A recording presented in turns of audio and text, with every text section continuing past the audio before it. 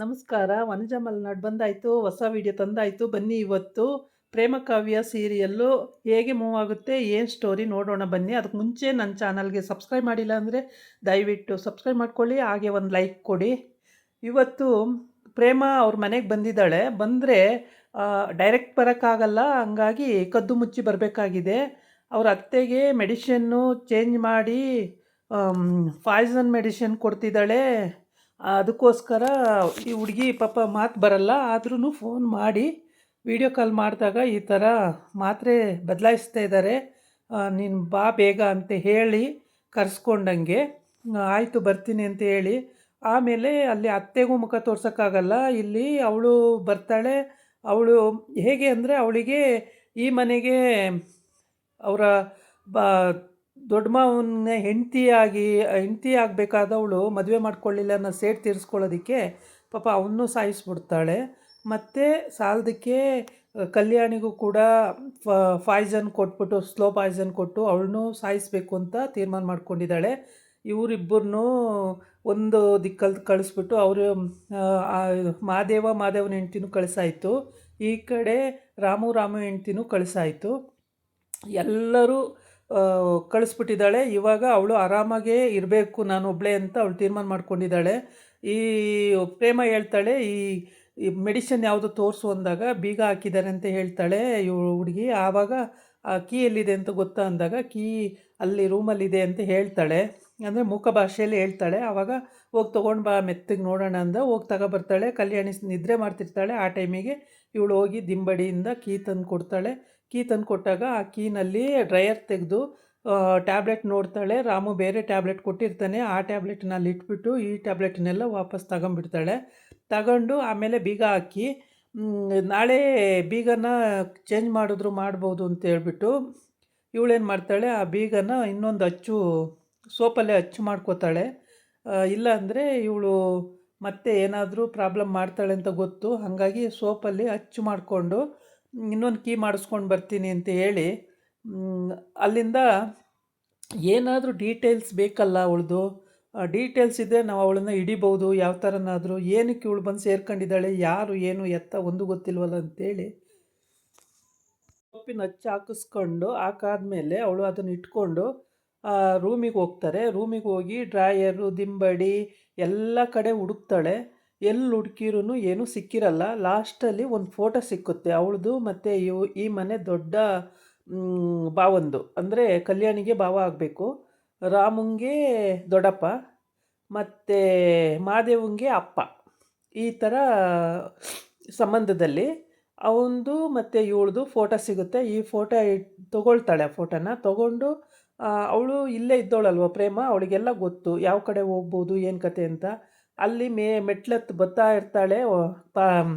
Stair case ಅಂದರೆ ಇದು ಡೂಪ್ಲೆಕ್ಸಿಂದ ಕೆಳಗಿಂದ ಮೇಲೆ ಮೆಟ್ಲತ್ತು ಬರಬೇಕಾದ್ರೆ ಈ ಹುಡುಗಿ ಕೂಗುತ್ತೆ, ಕ್ವಾ ಕ್ವಾ ಕ್ವಾ ಅಂತ ಕೂಗುತ್ತೆ. ಪ್ರೇಮ ಅದನ್ನು ಕೇಳಿಸ್ಕೊಳ್ಳೋದೇ ಇಲ್ಲ. ಆವಾಗೇನು ಮಾಡ್ತಾಳೆ, ಏನು ಮಾಡೋಕ್ಕಾಗಲ್ಲ, ಅಲ್ಲಿ ನಿಂತಿರ್ತಾಳೆ. ಇಲ್ಲೇ ಯಾಕೆ ನಿಂತಿದೀಯ ಅಂತ ಕೇಳ್ತಾಳೆ. ಆವಾಗ ಏನಿಲ್ಲ ಅಂತ ಹುಡುಗಿ ಸುಮ್ಮನೆ ಏನಿಲ್ಲ ಅಂತ ಕತ್ತಿಂಗ್ ಇದು ಮಾಡುತ್ತೆ. ಆವಾಗ ಇಲ್ಲಿ ಯಾಕೆ ಸುಮ್ಮನೆ ನಿಂತಿದೆಯಾ, ಗಾಬರಿ ಆಗಿದೆಯಾ ಏನಕ್ಕೆ ಅಂತೇಳಿ ಹೋಗು ಅಂತೇಳಿ ಕಳಿಸ್ತಾಳೆ. ಕಳಿಸ್ಬಿಟ್ಟು ಒಳಗಡೆ ಬರ್ತಾಳೆ. ಒಳಗಡೆ ಬಂದಾಗ ಎಲ್ಲ ಅಬ್ಸರ್ವ್ ಮಾಡ್ತಾಳೆ, ಏನು ಅಂತ ಗೊತ್ತಾಗಲ್ಲ. ಆವಾಗ ಸುಮ್ಮನಾಗ್ತಾಳೆ. ಈ ಕಡೆ ಬಂದು ಇವಳು ಕಾವ್ಯ ಅದೇ ಅವಳು ಗಂಡಂಗೇ ಫೋನ್ ಮಾಡಿಬಿಟ್ಟು, ನೋಡಿ ನೀವು ಒಳ್ಳೆ ಕೆಲಸ ಮಾಡಿದ್ದೀರಾ, ಹೆಸರು ಬದಲಾಯಿಸಿದಾನಲ್ಲ, ಹಂಗಾಗಿ ನೀವು ಒಳ್ಳೆ ಕೆಲಸ ಮಾಡಿದ್ದೀರಾ. ಆ ಪ್ರೊಫೆಸರ್ ಬಂದು ಇವತ್ತು ನನ್ನ ಹತ್ರ ಸಾರಿ ಕೇಳಿ ಫೇಲ್ ಮಾಡಿರೋ ನಂಬರ್ನು ವಾಪಸ್ ಕೊಡ್ತೀನಿ ಅಂತ ಹೇಳೋಗಿದ್ದಾರೆ ಅಂತ ಹೇಳ್ತಾಳೆ. ಹೌದಾ, ಒಳ್ಳೇದಾಯಿತು ಬಿಡಿ ಅಂತೇಳಿ ಇವನು ಹೇಳ್ತಾನೆ. ಆಯಿತು ಮೇಡಮರೇ, ಹಂಗೆ ಮಾಡಲಿ, ಚೆನ್ನಾಗಿ ಬುದ್ಧಿ ಕಲ್ತಿದ್ದಾನೆ ಬಿಡಿ ಅವನು ಅಂತೇಳಿ ಹೇಳ್ತಾನೆ. ಆಮೇಲೆ ಈಗೆಲ್ಲ ಹೇಳಿಬಿಟ್ಟು ಅವನು ಜೀಪ್ ಓಡಿಸ್ಕೊಂಡು ಅಲ್ಲೇ ಇರ್ತಾನೆ, ಎಲ್ಲೂ ಹೋಗಲ್ಲ. ಸೆಕ್ಯೂರಿಟಿ ಬಂದಿದ್ದಾನೆ ಎಲ್ಲೋ ಗೊತ್ತಿಲ್ಲ, ಇನ್ನೂ ತೋರಿಸಿಲ್ಲ.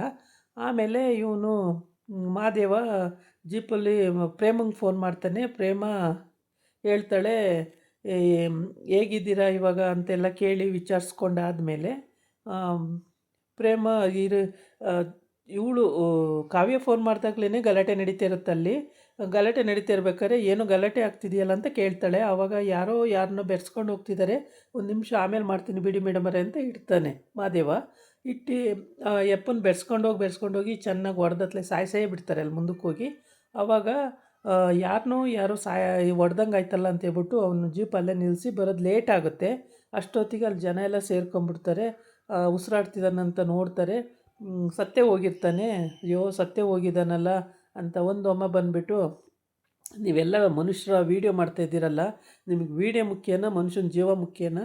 ಮನುಷ್ಯನ ಕರ್ಕೊಂಡೋಗಿ ಹಾಸ್ಪಿಟ್ಲಿಗೆ ಅಡ್ಮಿಟ್ ಮಾಡೋದು ಬಿಟ್ಟು ಹಾಸ್ಪಿಟ್ಲಿಗೆ ತೋರ್ಸೋಣ ಅನ್ನೋದು ಬಿಟ್ಟು ಇಲ್ಲಿ ವೀಡಿಯೋ ಮಾಡ್ಕೊಂಡು ಕೂತಿದ್ದೀರಲ್ಲ, ಏನು ಜನನಪ್ಪ ಇವು ಅಂತ ಬೈತಾ ಇರ್ತಾಳೆ. ಅಷ್ಟೊತ್ತಿಗೆ ಅಲ್ಲಿಗೆ ಎಂಟ್ರಿ ಆಗ್ತಾನೆ ಮಹಾದೇವ ಎಂಟ್ರಿ ಆಗಿ ಯಾರು ಅಂತ ನೋಡ್ತಾನೆ. ನೋಡಿದಾಗ ಅವನಿಗೇನು ಗೊತ್ತಾಗಲ್ಲ, ಯಾಕೆಂದರೆ ಅವ್ನು ಹುಟ್ಟಾಗಿಂದ ನೋಡೇ ಇಲ್ಲ, ಏನೂ ಗೊತ್ತಾಗಲ್ಲ. ಆವಾಗ ಏನು ಮಾಡ್ತಾನೆ, ಆ ಮನುಷ್ಯನ ನಾನೇ ಕರ್ಕೊಂಡೋಗಿ ದಫನ್ ಮಾಡ್ತೀನಿ ಬಿಡಿ ಅಂತೇಳಿ ಎತ್ಕೊಂಡು ಜೀಪಿಗೆ ಹಾಕ್ಕೊಳ್ತಾನೆ. ಜೀಪಿಗೆ ಹಾಕ್ಕೊಂಡು ಯಾರೋ ಮಗನೋ, ಯಾರ ಅಪ್ಪನೋ, ಯಾರ ಹೆಂಡ್ತಿನೋ, ಯಾರೋ ತಾತನೋ, ಏನು ಕತೆನೋ ಆದರೂ ಪರವಾಗಿಲ್ಲ ನಾನೇ ದಫನ್ ಮಾಡ್ತೀನಿ ಅಂತೇಳ್ಬಿಟ್ಟು ಅವನೇ ದಫನ್ ಮಾಡೋಕ್ಕೆ ಹೋಗ್ತಾನೆ. ಈ ಕಡೆ ಬಂದು ಇವಳು ಫೋಟೋ ನೋಡ್ತಾಳೆ ಪ್ರೇಮ. ಇವರು ಈ ಮನೆ ದೊಡ್ಡ ಮಾವ, ಇವಳಿಗೂ ಏನು ಸಂಬಂಧ, ಹೆಂಗೆ ಮದುವೆ ಮಾಡ್ಕೊಂಡವ್ರೆ ಅಂತೇಳ್ಬಿಟ್ಟು ಅದನ್ನು ಫೋಟೋ ಇಟ್ಕೊಂಡು ಮನೆಗೆ ಹೋಗ್ತಾಳೆ. ಮನೆಗೆ ಹೋಗಿ ಇಲ್ಲಿ ಹುಡ್ಕಾಡ್ತಾಳೆ. ಹಿಂದ್ಗಡೆ ಬಾಗಿಲು ತೆಗೆದಿರುತ್ತೆ. ಆ ಬಾಗಿಲಿಂದ ಯಾರೋ ಹೋಗಿದ್ದಾರಲ್ಲ, ಹಿಂದಿನ ಬಾಗಿಲನ್ನು ತೆಗ್ದಿದ್ದಾರಲ್ಲ, ಯಾರಿರ್ಬೋದು ಅಂತ ಇವಳು ಗೆಸ್ ಮಾಡ್ತಾಳೆ. ಆದರೆ ಅವಳಿಗೆ ಏನೂ ಅರ್ಥ ಆಗಲ್ಲ, ಸುಮ್ಮನಾಗ್ಬಿಡ್ತಾಳೆ. ಇವಳು ಹೆಂಗೋ ತಪ್ಪಿಸ್ಕೊಂಡು ಆ ಮನೇಲಿ ಎಲ್ಲೆಲ್ಲಿ ಹೋದರೆ ಹೇಗೆ ಬರ್ಬೋದು ಅಂತ ಚೆನ್ನಾಗಿ ಗೊತ್ತು ಪ್ರೇಮಂಗೆ. ಅವಳು ತಪ್ಪಿಸ್ಕೊಂಡು ಮನೆಗೆ ಬರ್ತಾಳೆ. ಮನೆಗೆ ಬಂದು ಆ ಫೋಟೋ ನೋಡ್ತಾ ಕೂತಿರ್ತಾಳೆ.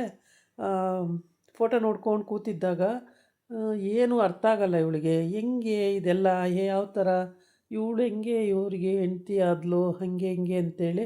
ಆಮೇಲೆ ಮಹಾದೇವಂಗೆ ಫೋನ್ ಮಾಡ್ತಾಳೆ. ಮಹಾದೇವ ಯಾರೋ ಒಬ್ಬ ಮುದುಕ ಸತ್ತೋಗಿದ್ದಾನೆ, ಅವನ್ನ ಕರ್ಕೊಂಡೋಗಿ ದಫನ್ ಮಾಡೋಣ ಅಂತೇಳಿ ಎತ್ಕೊಂಡಿದ್ದೀನಿ. ನಿಮ್ಮ ಅಪ್ಪ ಏನಾರ ಗೊತ್ತಾ ನಿಮಗೆ ಏನು ಮಹಾದೇವ ಅವರೇ ಅಂತ ಕೇಳ್ತಾಳೆ. ನಾನು ಹುಟ್ಟಾಗಿಂದ ನಮ್ಮ ಅಪ್ಪನ ನೋಡೇ ಇಲ್ಲ ಅಂತಾನೆ. ನೋಡೇ ಇಲ್ವಾ? ಹೌದಾ, ಹೋಗಲಿ ಬಿಡಿ ಅಂತ ಹೇಳ್ತಾಳೆ. ಮತ್ತೆ ಸುಮ್ಮನಾಗ್ತಾಳೆ. ಈ ಕಡೆ ಬಂದು ಅವಳಿಗೆ ತಲೆ ಕೆಟ್ಟೋಗುತ್ತೆ. ಯಾರಿದು ಅಂತ ಹೇಳ್ಬಿಟ್ಟು ಇವಳು ಯಾಕೆ ಅವನ್ನ ಮದುವೆ ಆದಳು, ಇವ್ರ ಮಗ ಯಾರು, ಹಂಗೆ ಎಲ್ಲ ಯೋಚನೆ ಮಾಡ್ತಿರ್ತಾಳೆ. ಅಷ್ಟೊತ್ತಿಗೆ ರಾಮು ಬರ್ತಾನೆ ಮನೆಗೆ. ರಾಮು ಬಂದು, ರಾಮು ನಿಮ್ಮ ದೊಡ್ಡಪ್ಪ ಏನಾದರೂ ನಿಂಗೆ ಗೊತ್ತಾ, ನೀನು ನೋಡಿದೀಯಾ ಅಂತ ಕೇಳ್ತಾಳೆ. ಆವಾಗ ಇಲ್ಲಪ್ಪ, ನಾನಂತೂ ನೋಡೇ ಇಲ್ಲ ನಮ್ಮ ದೊಡ್ಡಪ್ಪನ, ಯಾರು ಅಂತಲೂ ನಂಗೆ ಗೊತ್ತಿಲ್ಲ, ಇಲ್ಲಿವರೆಗೆ ಅವ್ರ ಫೋಟೋ ಕೂಡ ನೋಡಿಲ್ಲ ನಾನು ಅಂತ ಹೇಳ್ತಾನೆ. ಹೌದಾ, ನೀನು ನೋಡಿಲ್ವಾ ಅಂತ ಹೇಳ್ಬಿಟ್ಟು, ಅದೇನು ನೋಡ್ತಿದ್ದಲ್ಲ ನೀನು, ನೋಡೇ ಇಲ್ಲ ನಾನು ಅಂತ ಹೇಳ್ತಾನೆ ರಾಮು. ಆವಾಗ ಹುಟ್ಟಾಗಿಂದ ನೋಡಿಲ್ವಾ ಅಂತ ಕೇಳ್ತಾಳೆ. ಹೌದು, ಹುಟ್ಟಾಗಿಂದ ನಾನು ನೋಡೇ ಇಲ್ಲ, ಅವ್ರು ಯಾರು ಅಂತಲೇ ಅವ್ರ ಫೋಟೋ ಕೂಡ ನೋಡಿಲ್ಲ, ತೋರಿಸೂ ಇಲ್ಲ ನನಗೆ ಅಂತ. ಆಮೇಲೆ ಮಹಾದೇವರಪ್ಪ ಅಂತ ಅಂದಾಗ, ಮಹಾದೇವರಪ್ಪ ಅಂದರೆ ಅಮ್ಮನ ಅಪ್ಪನ ನಾನು ನೋಡೇ ಇಲ್ಲ ಅಂತ ಹೇಳ್ತದೆ. ಆವಾಗ ಇವಳಿಗೆ ಕನ್ಫರ್ಮ್ ಆಗುತ್ತೆ, ಯಾರಿಗೂ ಗೊತ್ತೇ ಇಲ್ಲ ಇವರು ಅಂತೇಳಿ. ಇದನ್ನು ಕಂಡುಹಿಡಿಬೇಕು ಹೇಗಾದರೂ ಮಾಡಿ ಅಂತ ಅವಳು ಕಾಯ್ತಾ ಇರ್ತಾಳೆ. ಇದಾಗಿತ್ತು ಇವತ್ತಿನ ವಿಡಿಯೋ. ನಾಳೆ ಇನ್ನೊಂದು ವಿಡಿಯೋ ಜೊತೆ ಬರ್ತೀನಿ. ನಮಸ್ಕಾರ.